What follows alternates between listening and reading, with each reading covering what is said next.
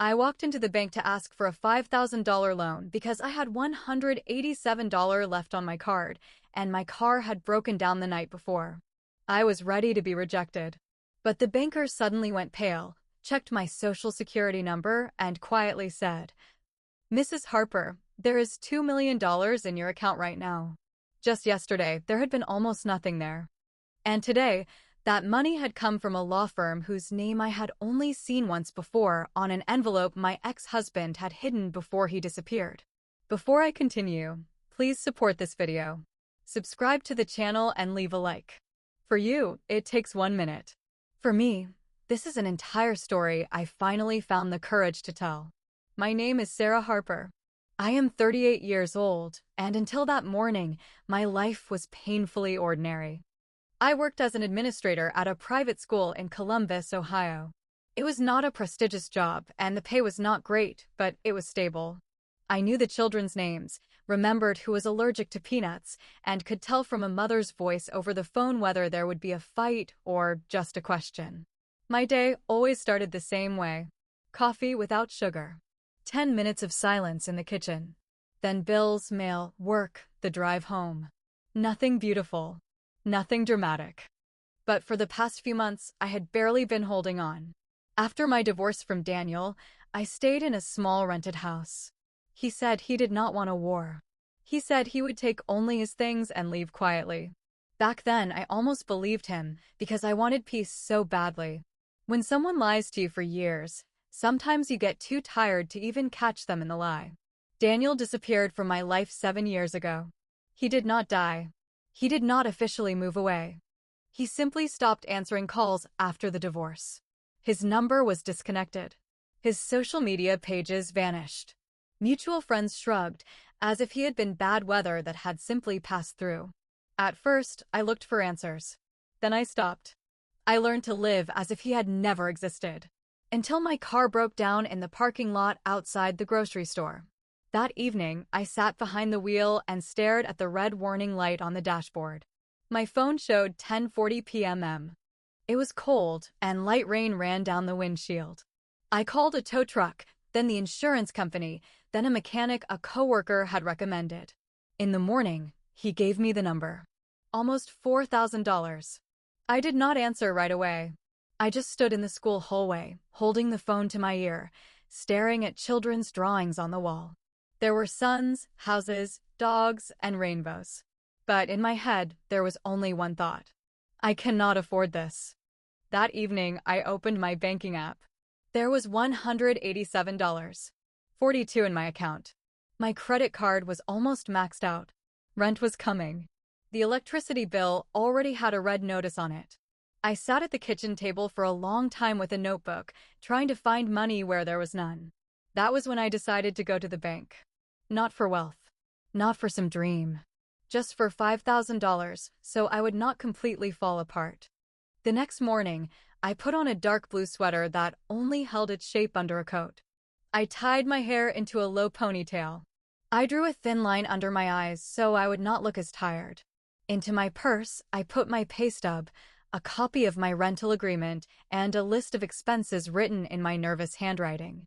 The bank stood on Main Street, across from a CVS pharmacy. I had walked into that place hundreds of times. It smelled like coffee, paper, and cheap air freshener. Near the entrance stood a small Christmas tree, even though Christmas was still 3 weeks away. Plastic gold ornaments hung from it, and one of them was cracked on the side. A young woman with an Emily name tag greeted me.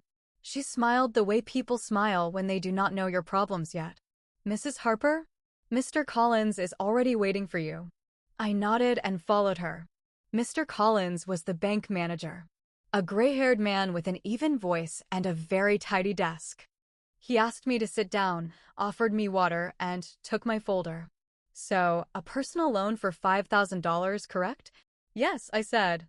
"My car broke down. And I have a few other bills." I felt ashamed the second the words left my mouth. As if I had come to beg, not apply for a banking service.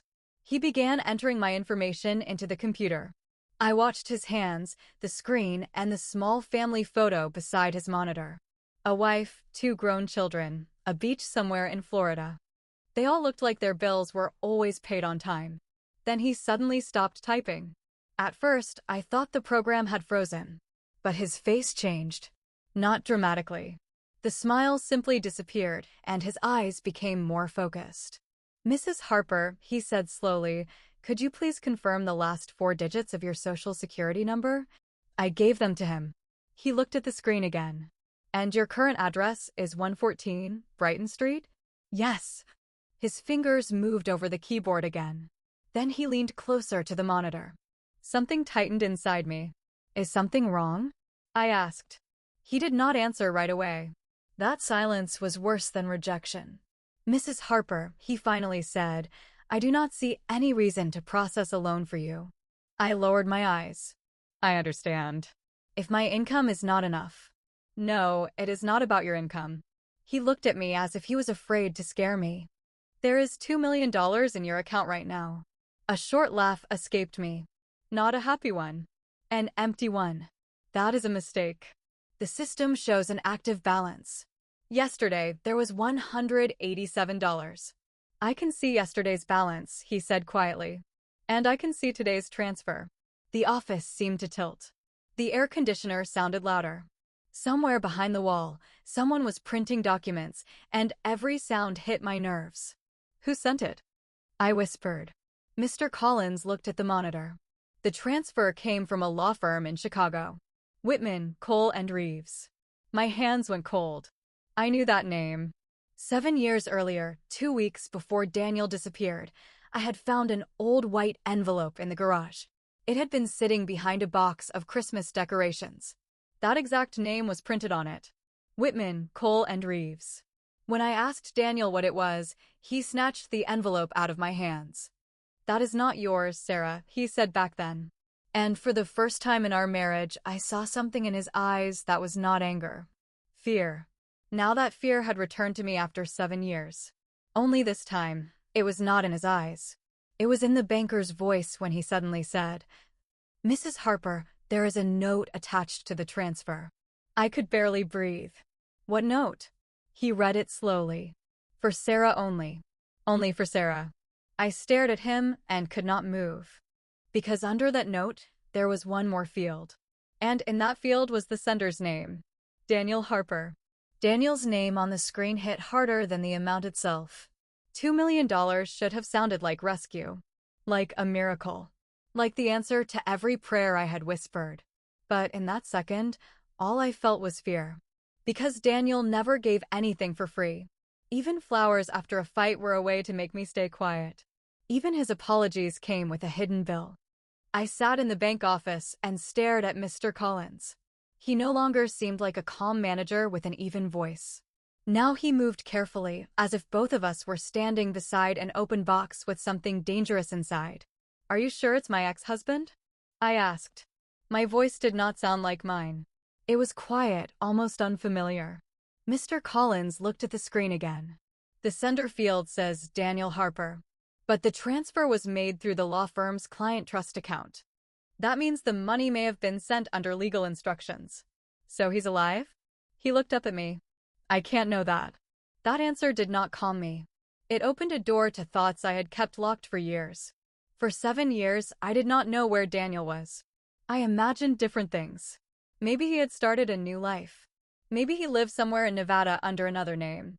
Maybe he had found a younger woman, a cheap apartment, and a job that asked no questions. Sometimes, on my darkest nights, I thought he might be dead. But I had never imagined he would simply drop $2 million into my account one day. "Can I withdraw this money?" I asked, not even knowing why. Mr. Collins shook his head immediately. "I would not recommend moving anything until the source is confirmed." "You think it's illegal?" "I think it's unusual." In banking language, that probably meant this could ruin your life. He printed a short statement for me. Not the full one, just confirmation of the balance and the transfer line. I took the paper, but my hands were shaking so badly that it almost slipped out. Printed in black ink it said, "Deposit, $2 million. 00. Sender, Whitman, Cole and Reeves Client Trust. Memo, for Sarah only." I ran my finger over the words. For Sarah only. As if someone from the past had finally found me. As if Daniel had reached through 7 years of silence. But not to apologize. To pull me back in. Mr. Collins gave me the law firm's number. He said I should contact them immediately. Then he asked me to sign a document saying I had been informed about temporary account monitoring. I signed it, even though I barely read it. When I walked out of the bank, the air felt too bright. Cars drove past. People walked into the pharmacy, carried coffee, laughed near the sidewalk. The world acted as if nothing had happened. And I stood there with $2 million in my purse. Or, more exactly, with a piece of paper that said it existed. I sat on the bench outside the bank and dialed the law firm's number. My fingers slipped on the screen. I got it wrong twice before I managed to press call. Whitman, Cole and Reeves, good morning, a woman answered. My name is Sarah Harper, I said. A transfer from your firm came into my account today. The line went quiet. Not the kind of pause an office worker makes while looking something up. A different pause. The pause of someone who already knew my name. One moment, Mrs. Harper. Hold music began playing, far too cheerful. I looked down at my shoes and thought I should go back to work. That someone at the school was probably looking for the key to the principal's office. That my phone was likely filling with messages. But I could not move.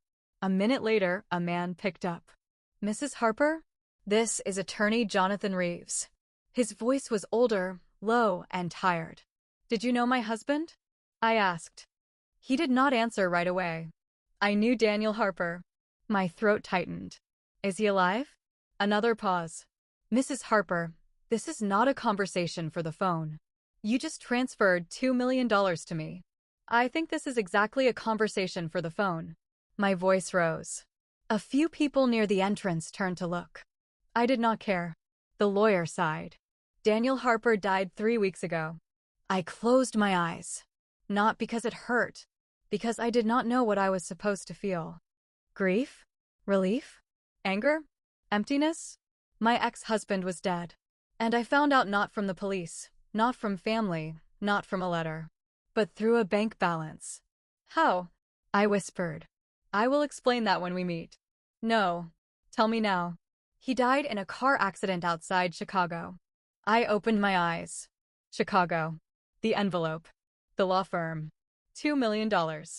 Everything was getting closer, but not clearer. Why did the money come to me? We had been divorced for 7 years. Because he left specific instructions. What instructions? The lawyer spoke even more quietly. Do not spend the money. Do not tell anyone about the transfer. And most importantly, do not answer anyone named Emily Harper if she tries to contact you. I froze. Emily? I repeated. My stomach dropped. Because I did not know anyone named Emily Harper. But inside my purse, I still had the business card from the young woman at the bank. The same woman who had greeted me at the entrance. And on her name tag, it had said, Emily. I stared at the bank through the glass doors. Emily was still inside. She stood behind the front desk, smiling at an elderly man as if nothing strange had happened. Same neat blouse. Same soft voice. Same little name tag. Emily. Not Emily Harper. Just Emily. But after what the lawyer had said, even that felt like a warning sign. Mrs. Harper? Jonathan Reeves said through the phone. Are you still at the bank? Yes, I whispered. Leave. The word came fast. Sharp. Almost scared. I stood up from the bench, but my knees felt weak. Why? Because if Emily is already near you, then this is moving faster than Daniel expected. That sentence made no sense. And somehow, it terrified me more because of that. What does that mean? I asked. It means Daniel was afraid someone would find you before we did. I looked back through the glass. Emily turned her head. For 1 second, her eyes met mine. She stopped smiling. I felt my hand tighten around the phone. Mrs. Harper, the lawyer said, do not go home. Do not speak to anyone at the bank again. Take a cab, go somewhere public, and call me when you arrive. But I made the first stupid decision of that day. I went home. I told myself I needed my laptop. I needed my old divorce papers. I needed the garage key, because suddenly every box Daniel had left behind mattered again. And maybe, more than anything, I needed to stand inside my own house and feel like I still had control over one small piece of my life. The drive felt longer than usual, even though my car was still at the mechanic and I was in a rideshare. I sat in the back seat, gripping my purse with both hands. Every red light felt too long. Every car behind us looked like it might be following. When we reached Brighton Street, the house looked normal. That was the worst part. The porch light was off. The mailbox leaned slightly to the left. A wet pile of leaves sat near the front steps. Nothing screamed danger. Nothing looked broken. But the second I opened the door, I knew. Someone had been inside. Not a burglar. Not someone looking for jewelry or electronics. My television was still there. My old laptop still sat on the small desk near the window. The framed photos on the wall had not been touched. But the closet by the hallway was open. The storage bins were pulled out. And the box marked Daniel was gone. I stood in the doorway, unable to move. That box had sat in my closet for 7 years. I had not opened it in at least 3. It had old tax forms, a watch with a cracked face, 2 shirts I should have thrown away, and a stack of papers he had left during the divorce. Or at least, that was what I thought. Now the empty space on the floor felt like an accusation. I called Jonathan Reeves with shaking hands. "You went home," he said immediately. It was not a question. Someone was here. A heavy silence followed. "What is missing?" "A box. Daniel's old things." He cursed under his breath, softly but clearly. That scared me more than anything else. "What was in it?" he asked. "I don't know. Old papers. Clothes. Maybe tax documents." "Did Daniel ever give you anything before he left? A key, a drive, a letter, anything he told you not to open?" "No." But even as I said it, I remembered something. The night before Daniel disappeared, he had come home after midnight. He smelled like rain and cigarettes, even though he had told me he quit. I had been sitting on the couch, pretending to watch TV, waiting for another lie. He did not explain where he had been. He only walked into the kitchen, took off his wedding ring, and placed it beside the sink. Then he looked at me and said, "One day, you're going to hate me less." I had hated him more for saying that. Now, 7 years later, those words crawled back into my mind. "Sarah," the lawyer said. I blinked. There was something, I whispered. Not a key. Not a letter. His ring. "Do you still have it?" I looked toward my bedroom. After the divorce, I had put Daniel's ring in a small velvet box and shoved it into the bottom drawer of my dresser. Not because I missed him. Because throwing it away felt too dramatic and selling it felt too pathetic. I walked down the hall slowly. The bedroom looked untouched. The bed was made. The curtains were half closed. My laundry basket sat near the closet, full of clean clothes I had not folded. I opened the bottom drawer. The velvet box was still there. For the first time that morning, I breathed. "I have it," I said. "Good," Jonathan whispered. "Do not let anyone know." I opened the box anyway. At first, it was just the ring. Plain gold. Scratched on one side. Smaller than I remembered. Then I noticed the lining of the box had been lifted. There was something underneath it.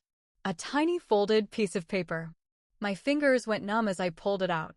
The paper was old, yellowed at the edges, and folded so tightly it barely opened. There were only 6 words written on it.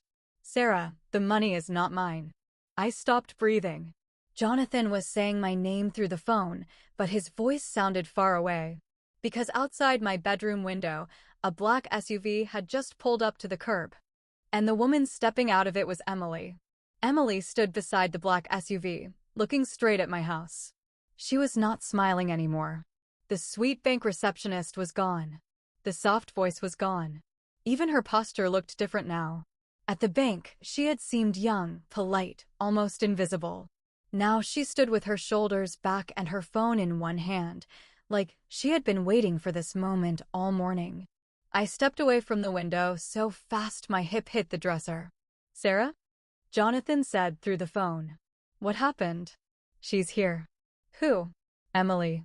His breathing changed. "Lock every door. Right now." I ran down the hallway, checked the front door, then the back. My hands were clumsy. The deadbolt stuck for half a second, and that tiny delay nearly broke me. Outside, a car door closed. Not slammed. Closed carefully. That somehow felt worse. "Do not open the door," Jonathan said. "Do not speak to her." "Why is she here?" I whispered. "Because she thinks Daniel left you something." "He did." "The note." "No," he said. "Something bigger." My stomach turned. I looked down at the folded paper in my hand. "Sarah, the money is not mine." 6 words. 6 words that turned $2 million from a miracle into a threat. A knock came at the front door. 3 soft taps. Not aggressive. Not desperate. Almost polite. I froze in the hallway. Then Emily's voice came through the door. "Sarah? It's Emily from the bank. I think there's been a misunderstanding." I covered the phone with my hand, as if she could hear Jonathan breathing. "She followed me," I whispered. "She didn't follow you," he said. "She knew where you lived." That sentence made my skin go cold. Emily knocked again. "Sarah, I'm not here to scare you. I just need to talk." Her voice was calm. Too calm. A normal person would have sounded embarrassed. Worried. Maybe nervous after showing up at someone's house uninvited. But Emily sounded like she had practiced this in the mirror. I backed into the kitchen. My eyes moved over everything at once. The sink. The unpaid electric bill on the counter. The coffee mug I had left there that morning. The little ordinary pieces of my life that suddenly looked useless. "Call the police," Jonathan said. "And tell them what?" "That a woman from the bank knocked on my door. Tell them your house was entered and property is missing." I had almost forgotten. The missing box. The pulled-out storage bins. The empty place in the hallway closet. I dialed 911 with my other hand. The dispatcher asked for my emergency, and for one horrible second, I did not know where to begin. Someone broke into my house. A woman from the bank is at my door. My dead ex-husband sent me $2 million. His lawyer says not to trust her. None of it sounded real. So I said the only sentence that made sense. "I think someone broke into my home, and the person involved is outside right now." Emily's voice came again. "Sarah, I know about Daniel." The dispatcher kept asking questions, but Emily's words cut through everything. I turned toward the front door. "What did she say?" Jonathan asked. I could barely answer. "She said she knows about Daniel." There was a pause on his end. Then he said something I did not expect. "Do not react to that name." Too late. I had already stepped closer. Emily must have seen my shadow move through the frosted glass, because her voice softened. "He lied to both of us." Both of us. Those 3 words landed like a slap. I knew I should stay silent. I knew I should wait for the police. But there are moments when pain is smarter than fear, and mine had just found the weakest door. I stood inches from the entrance. "What do you want?" I called out. Jonathan said my name sharply, but I ignored him. Emily let out a small breath. "I want what belongs to my daughter." My hand slipped off the phone. "Daughter." The hallway went quiet around me. For 7 years, I had told myself Daniel's secrets were behind me. That whatever he had done, whoever he had become, none of it could still touch me. But now a woman stood on my porch saying he had a child. A daughter. I pressed my palm against the door to steady myself. "What daughter?" I asked. "Daniel's daughter," Emily said. "My daughter. Her name is Lily." The name was gentle. That made it crueler. I wanted to deny it. To laugh the way I had laughed in the bank. To say Daniel had no daughter, no second family, no hidden life big enough to leave behind $2 million. But Daniel had always been good at doors. One life behind one door. Another life behind another. And me standing in the hallway, holding keys that opened nothing. Jonathan's voice came through the phone. "Sarah, listen to me. Emily is not telling you the whole truth." Emily spoke again before I could answer. "He promised he would take care of us. He said there was an account. He said if anything happened to him, I should come to you." That's not what his lawyer told me. Silence. For the first time, Emily lost her rhythm. "What lawyer?" I should not have said it. I knew it the second the words left my mouth. Outside, her shadow shifted. "Jonathan Reeves?" she asked. The way she said his name changed everything. There was no confusion in it. No surprise. Only anger. Sarah, Jonathan said, step away from the door. But Emily's voice sharpened. He is the reason Daniel is dead. I stopped breathing. The siren was still far away, or maybe I imagined it. My heart was pounding so hard I could hear blood in my ears. What did you say? I whispered. Emily moved closer to the door. Daniel found out what Reeves was doing. That's why he ran. That's why he hid the money. And that's why he sent it to you. Jonathan spoke at the same time. She is lying. Emily heard nothing, but she kept going. Reeves will tell you not to trust me. He will tell you I'm dangerous. He will make you think Daniel wanted to protect you from me. Her voice broke slightly. And for 1 second, I heard real pain. But Daniel was protecting you from him. I looked at the phone in my hand. Jonathan was still there. The man who had warned me. The man who knew about the transfer. The man who told me Daniel was dead before anyone else did. And suddenly, I realized something. I did not actually know who had sent the money. I only knew who told me they had. A police siren grew louder outside. Emily stepped back from the door. Sarah, she said quickly, check the ring again. Daniel never trusted paper. He hid proof in metal. I looked down at the gold band in my hand. The plain scratched ring. The one I had kept for 7 years without knowing why. 2 patrol cars turned onto my street. Emily moved toward the SUV. Wait, I shouted. But she was already opening the door. Before she got inside, she turned back once and said the sentence that made every part of my old marriage collapse. Ask Reeves what happened to the first wife. Then she got into the SUV and drove away. The police pulled up seconds later. And I stood in my hallway, holding Daniel's wedding ring, realizing that I had never been his only wife. The police did not treat it like a mystery. They treated it like a nervous woman with a strange story. 2 officers walked through my house, checked the doors, looked at the hallway closet, and asked if anything valuable was missing. I told them about Daniel's box. I told them about Emily. I told them about the $2 million. That was when Officer Martinez lowered his pen. $2 million? I nodded. He looked at his partner, then back at me. And this money came from your dead ex-husband? Yes. Through a lawyer? Yes. And a woman from the bank came here after? Yes. The words sounded ridiculous even to me. I could feel them studying my face, my hands, my messy kitchen, the unpaid bill on the counter. I wanted to show them the bank statement, the note, the ring, everything. But the more I explained, the less real it seemed. Officer Martinez took the printed statement from me. His eyes moved across the page. Mrs. Harper, I'm not saying nothing happened. But a missing storage box and a strange bank transfer are not the same thing as immediate danger. I almost laughed. Not because it was funny. Because I had $2 million in my account, a dead ex-husband, a woman claiming he had a daughter, and a lawyer who might have lied to me. And the police were talking about a storage box. They wrote a report. They told me to call if Emily came back. They advised me not to touch the money until everything was cleared. Then they left. The second their patrol cars turned the corner, my phone rang. Jonathan Reeves. I stared at his name until the screen blurred. Before Emily showed up, his call would have felt like help. Now it felt like another locked door. I answered, but said nothing. Sarah, he said carefully. Are you safe? I don't know. Did the police leave? That question hit me wrong. He did not ask what they found. He did not ask what I told them. He asked if they were gone. I walked to the kitchen window and looked outside. Why did Emily say you caused Daniel's death? His breathing paused.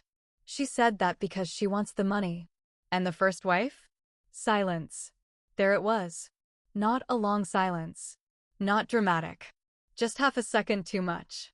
Daniel had a marriage before you, he said. My stomach tightened. You knew? Yes. And you didn't think I deserved to know that? It was not relevant to the transfer. I closed my eyes. That was when I understood something about lawyers. They could hide betrayal inside clean sentences. They could make a lie sound like procedure. What was her name? Sarah, this is not useful right now. What was her name? He exhaled slowly. Margaret Ellis. The name meant nothing.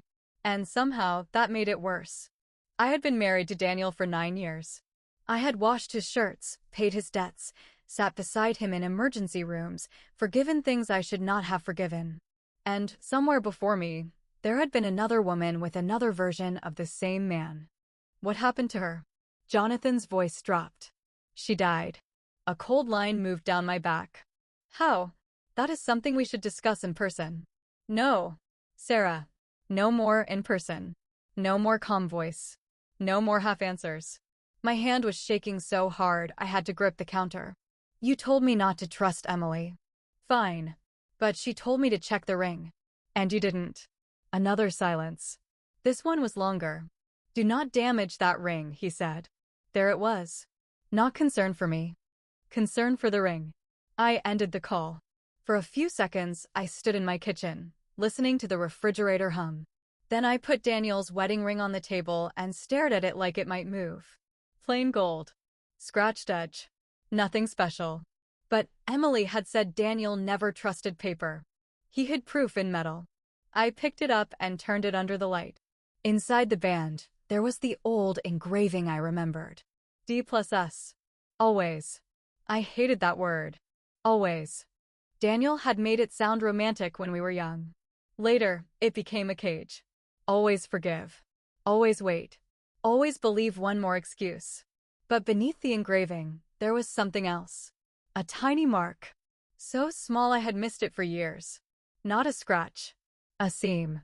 I grabbed a safety pin from the junk drawer and pressed it gently against the edge. Nothing happened. I pressed harder. My fingers slipped. The ring jumped from my hand and rolled under the table. I dropped to my knees. That was when I saw it. A thin gold strip had lifted from the inside of the band. My heart started pounding. I pulled it carefully and a hidden compartment opened. Inside was not a diamond. Not a note. It was a tiny black memory card. I sat back on the floor and whispered the only thing my mind could hold. This is insane. For a moment, I could not move. Then I crawled to my desk, found an old card reader, and plugged it into my laptop. My hands were so cold I missed the port twice. A folder appeared on the screen. It was named, For Sarah Only. I clicked it. There were 6 files inside. 3 scanned documents. 2 videos.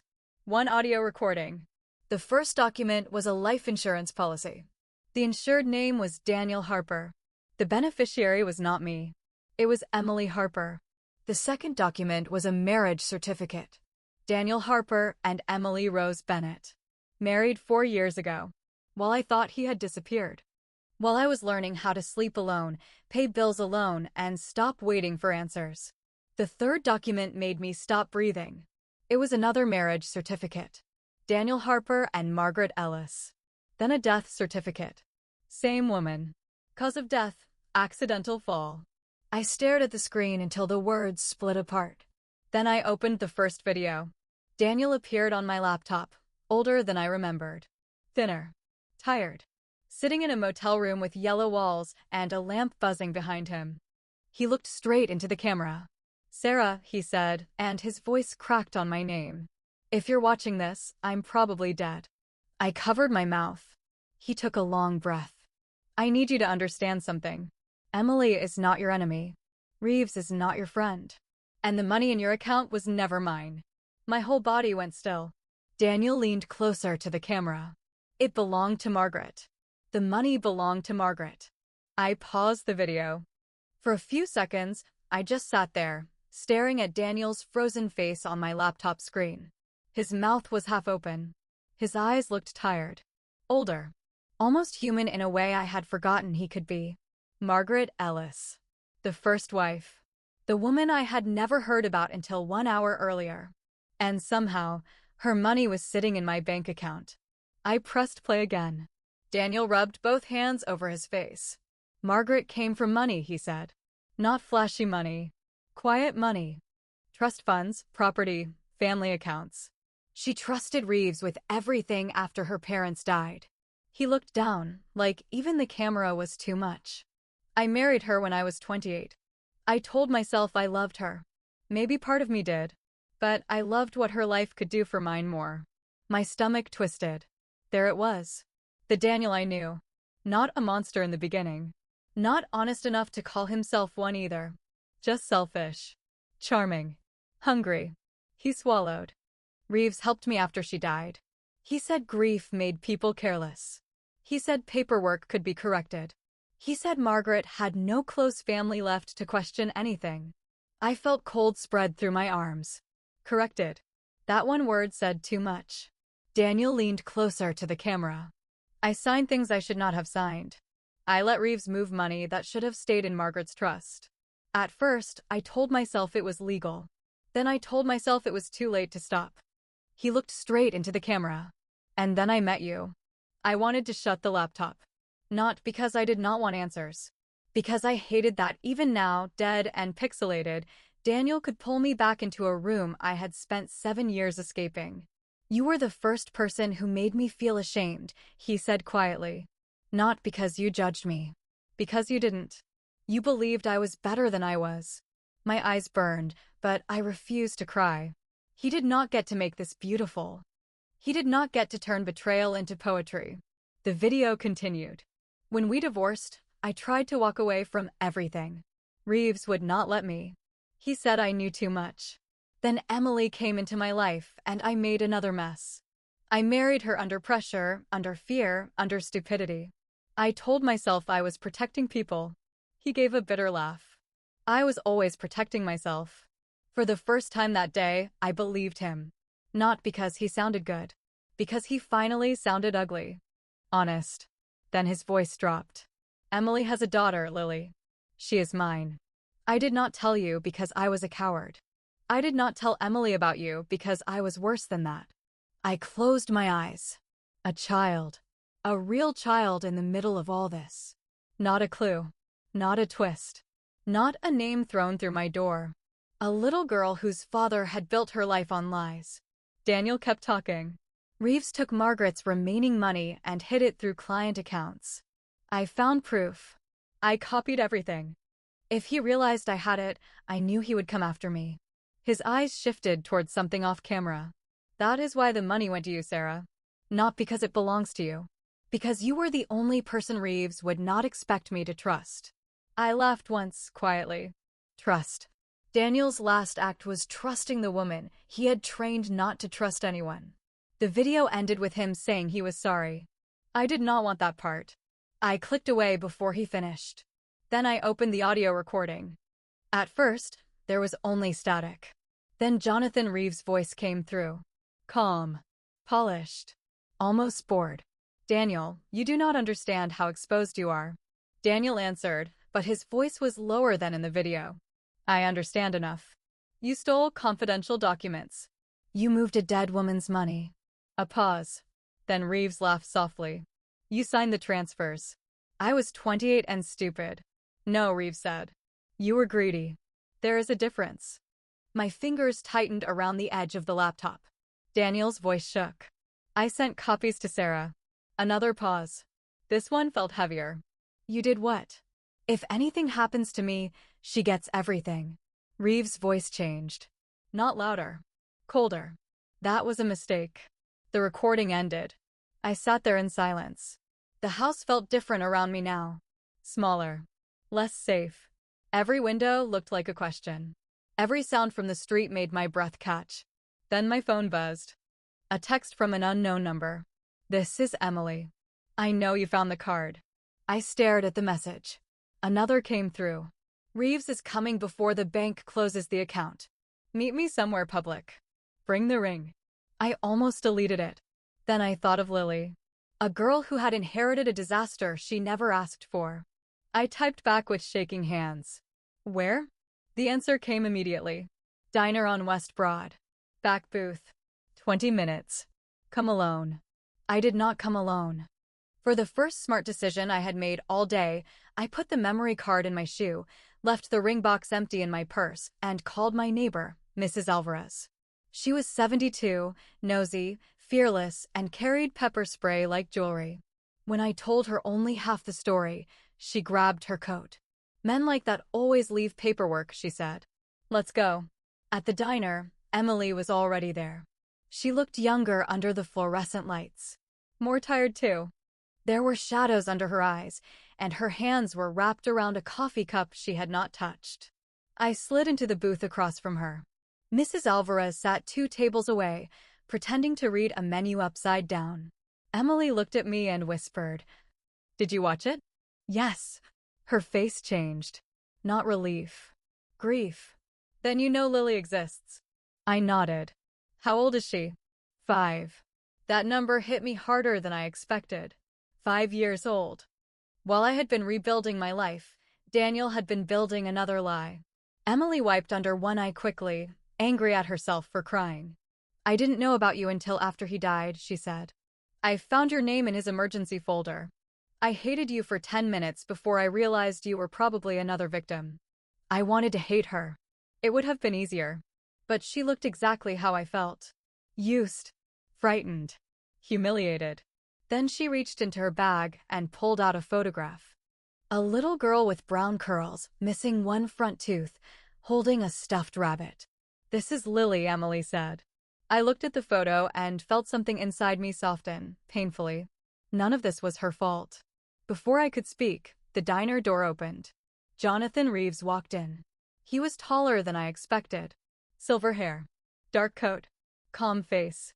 Like a man arriving for lunch, not a man walking into the wreckage he helped create. Emily went pale. Reeves saw us immediately. Then he smiled.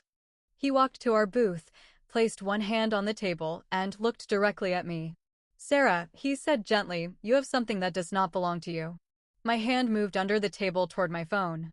But before I could press record, Reeves leaned closer and whispered, "Give me the memory card, or I will make sure Lily's mother goes down for Daniel's death."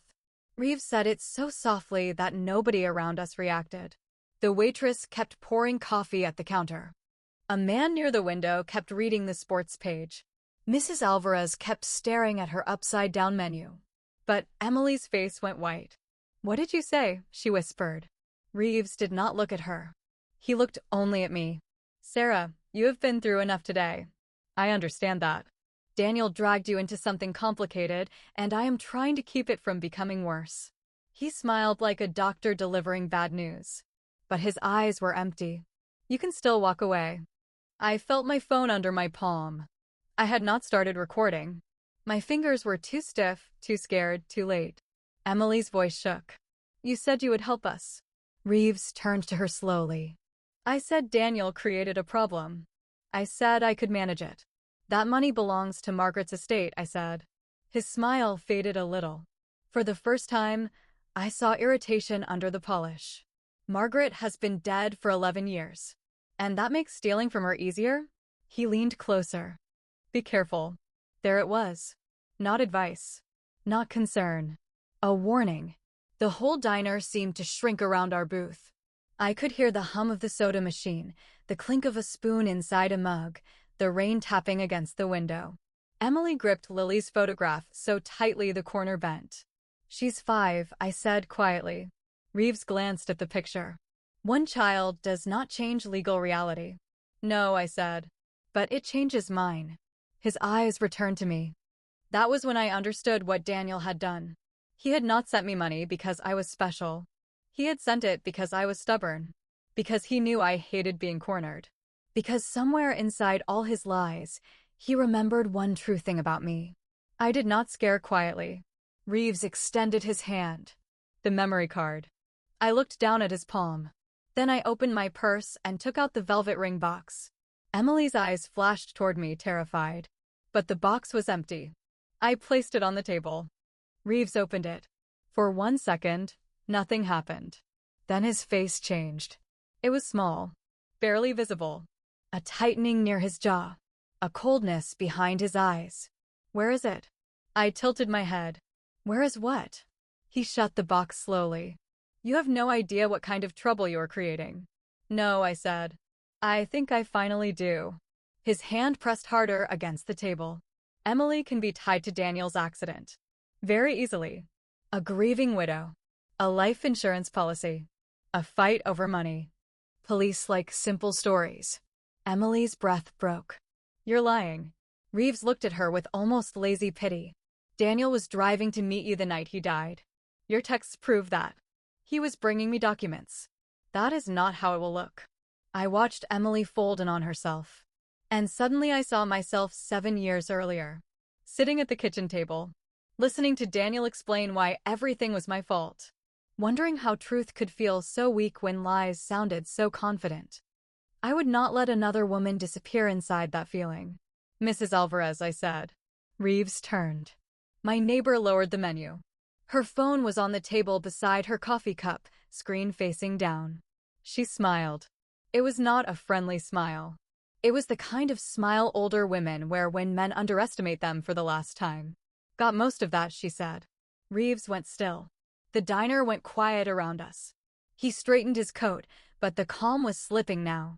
Recording private conversations without consent can be a legal issue, he said. Mrs. Alvarez shrugged. So is threatening a mother in public. A waitress looked over. Then the man with the sports page lowered his newspaper. Then the cook appeared behind the counter. For the first time, Reeves noticed the room. Not as background. As witnesses. His face hardened. You are making a mistake, Sarah. I stood up. No. My mistake was trusting men who told me to stay quiet.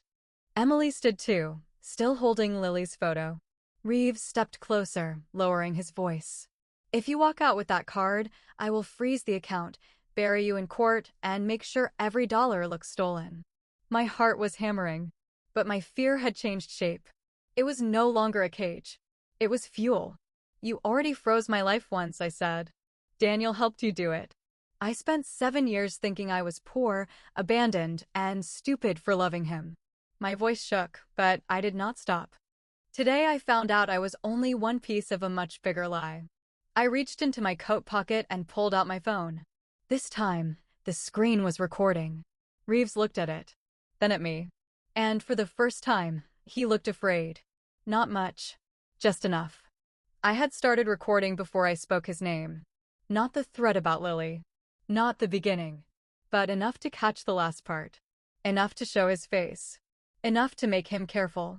Outside, police lights flashed against the diner windows. Reeves looked toward the street. Emily grabbed my arm. You called them? No, I whispered. Mrs. Alvarez lifted one eyebrow. I did. 2 officers entered the diner. Behind them walked Officer Martinez, the same man who had left my house less than an hour earlier looking unconvinced. This time, he did not look unconvinced. He looked directly at Reeves. Jonathan Reeves? Reeves adjusted his cuffs. Yes. Officer Martinez stepped closer. We need you to come with us. Reeves gave a thin laugh. On what basis? Martinez looked at me, then at Emily, then at the phone on the table. Let's start with witness intimidation. Reeves did not argue. That scared me more than if he had shouted. He simply looked at me and said, You still do not know what Daniel kept from you. Then the officers led him outside. I wanted relief to come. It did not. Emily sat back down and covered her face. Mrs. Alvarez moved beside her and placed one hand on her shoulder. The waitress brought water without asking. I looked at Lily's photograph on the table. A little girl with a missing tooth and a stuffed rabbit. Then my phone buzzed. A new email had arrived. No sender name. Just one subject line. Sarah, if Reeves finds the first video, leave town. I stared at the email until the letters blurred. Sarah, if Reeves finds the first video, leave town. My hands went cold again. Not because of Reeves. Not anymore. Because Reeves had just been taken by police. And the email had arrived after that. Which meant someone else knew. Emily looked up from the booth. What is it? I turned the phone toward her. She read the subject line, and every bit of color left her face. There's another video? I don't know. Mrs. Alvarez leaned over my shoulder. Open it somewhere safe, she said. For once, I listened. We did not open it in the diner. We did not open it in my house. We did not open it in Emily's SUV. We opened it at the police station, in a small interview room with gray walls, bad coffee, and Officer Martinez standing behind us like he had finally realized my ridiculous story was not ridiculous at all. The email had one attachment. A video file. No message. No explanation. Just the file name. Margaret_first. MOV. Emily covered her mouth. I clicked play. The screen showed a woman sitting in a sunlit kitchen. She looked a little older than me, maybe early 40s. Dark hair, soft sweater, calm face. But her eyes looked like she had not slept in days. Margaret Ellis, Daniel's first wife. For a moment, nobody moved. Then Margaret spoke. "If you are seeing this, it means I was right." Her voice was steady. Too steady. "I married Daniel because I thought he was lost, not dangerous. There is a difference, and I learned it too late." I felt my throat close. Margaret looked down at something on the table. I found transfers from my trust. Small at first, then larger. Daniel said Reeves handled everything. Reeves said Daniel misunderstood everything. They both smiled while my money disappeared. Emily began to cry silently. I could not look away. Margaret continued. "I am recording this because I no longer know which man I should fear more." The room went completely quiet. Even Officer Martinez stopped shifting his weight. Then Margaret said the sentence that changed everything. "If I die suddenly, look at Jonathan Reeves first. Then look at Daniel Harper. Do not let either of them explain me away." I pressed my fingers against my lips. For years, Margaret had been a document. A marriage certificate. A death certificate. A name Daniel never said.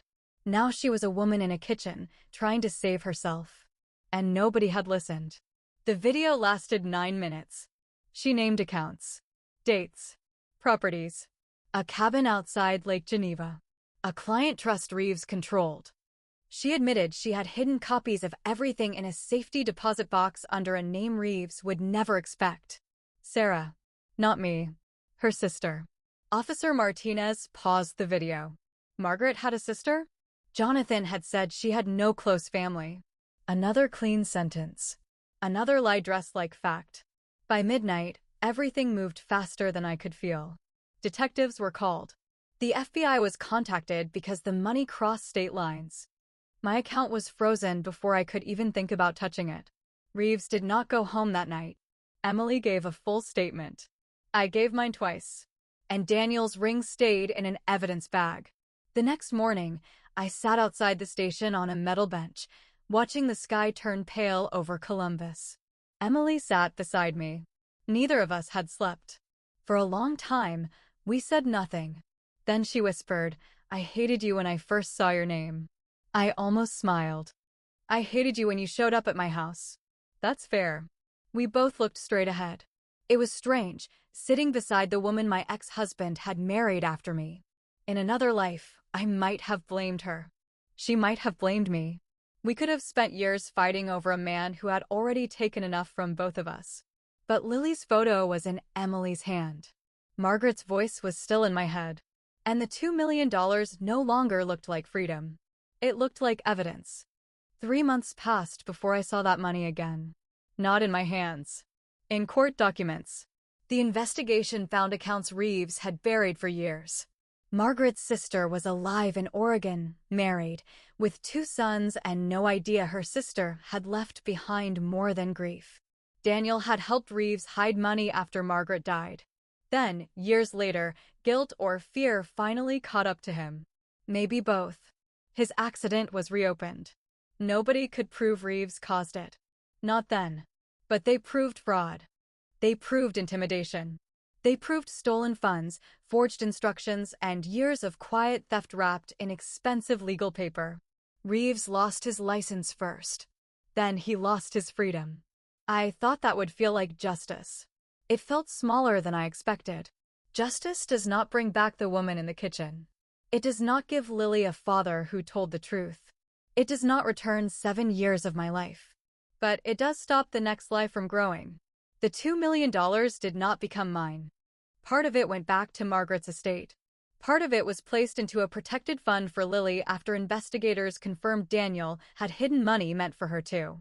A small legal settlement came to me for what I had been dragged through. Enough to fix my car. Enough to pay my bills. Enough to breathe. But not enough to forget. On the day my car finally came back from the mechanic, I sat behind the wheel for almost 10 minutes before starting it. The dashboard was quiet. No warning lights. No panic. Just the soft hum of an engine that still had miles left. I thought about the morning I walked into that bank ashamed of needing $5,000. I had believed being broke was my biggest problem. It was not. My biggest problem was that I had spent years thinking silence was safety. I had ignored old questions because answers felt too painful. I had let Daniel's disappearance become a closed door when really it was a locked room full of other women's pain. A week later, Emily brought Lily to meet me at a park. I did not know what to expect. Lily was tiny, bright-eyed, and shy for exactly 3 minutes. Then she asked if I liked rabbits, because her stuffed rabbit had a serious personality. Emily laughed for the first time since I met her. I watched them walk toward the swings, and I felt something loosen inside me. Not forgiveness. Not for Daniel. Maybe not ever. But I no longer felt trapped inside his story. Before they left, Emily hugged me. It was awkward. Quick. Real. "Thank you for not keeping the money," she said. I looked at Lily, who was trying to put her rabbit into the child's seat. "It was never mine." Emily nodded. "No, but a lot of people would have pretended it was." That stayed with me. Because she was right. Money can make a lie look like a miracle. Fear can make silence look like peace. And love can make warning signs look like problems you are supposed to solve. I still work at the school. I still drink coffee by the kitchen sink. I still check my bank account more often than I should. But now I read every document. I ask every question. I do not sign anything just because someone speaks calmly. And when something feels wrong, I no longer call myself dramatic. I call myself awake. Sometimes I think about Margaret, a woman I never met.